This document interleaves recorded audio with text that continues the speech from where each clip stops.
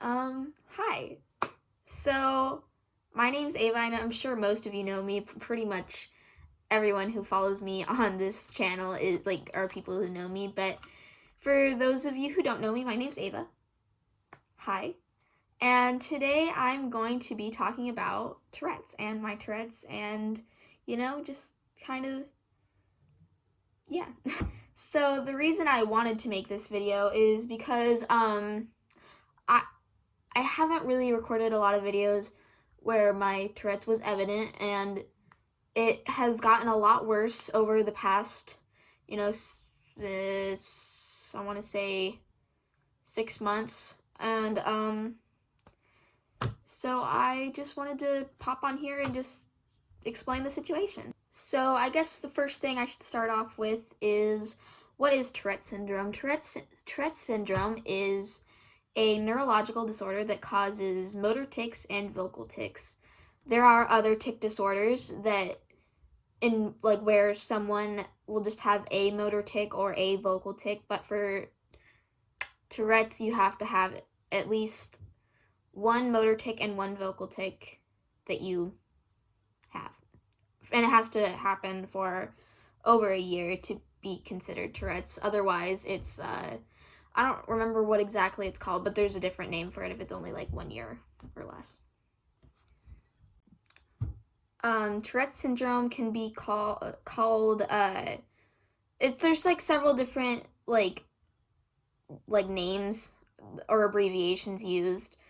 It's you can say Tourette's syndrome, or TS. And all of those just mean the same thing. So often people with Tourette's have coexisting disorders such as anxiety, OCD, ADHD, or a sensory processing disorder. So if you know someone with Tourette's, they most likely, I'm not saying they do, I'm just saying most likely they do have a coexisting disorder. There are many different types of tics. There are simple and complex tics. A simple tic would be a head jerk, a hard sniff, blinking, or like a throat clearing. I've heard that one before. And a complex tic would be something that is more complex than that, such as body twisting, or a tic that involves multiple parts of the body, such as spinning around or perhaps jumping. I've even seen like videos where people have a tic where they have to do a handstand, so that was weird. Complex tics also include cursing tics, also known as coprolalia. Coprolalia only affects about 10% of the people with Tourette's, and I think it's weird that Tourette's is kind of classified as the swearing disease, even though only 10% of the people with Tourette's actually have swearing tics. Yeah. So now I'm going to talk about my Tourette's when I was diagnosed, and kind of my storyline, I guess, regarding that.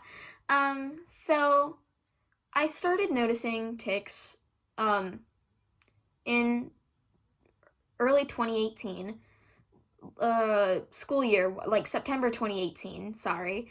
I think is when I really started noticing that I had them. And it was, my main tic back then was bringing my hand up if it was under a table and hitting the underside of the table, or smacking the top of the table, and that did progress to me having a chest hitting tic that happened occasionally. Yeah. So, there was that, and I had that throughout the summer. And as I would say in October is when my tics started to get worse. I was under a lot of stress during that time. So I started noticing that there were a lot more tics. I had started to notice that I had a a swearing tic where, ooh, whew. Michael Jackson. Shoot, where was I? Yeah, I'd started to notice swearing tics, so I asked my mom to take me to the doctor, and she did, and I was diagnosed with Tourette's November 13th, 2019. And after that, I felt less of a need to hold back on tics, and it definitely became more noticeable after my diagnosis. And I think that I was definitely, the stress of the diagnosis did definitely trigger more of my tics. So after I was diagnosed, they put me on a medication called guanfacine, I think is what it was called, and that made me extremely tired, especially in the beginning. Like, I think there was like about a week of school where I was just sleeping through pretty much all of my classes. And I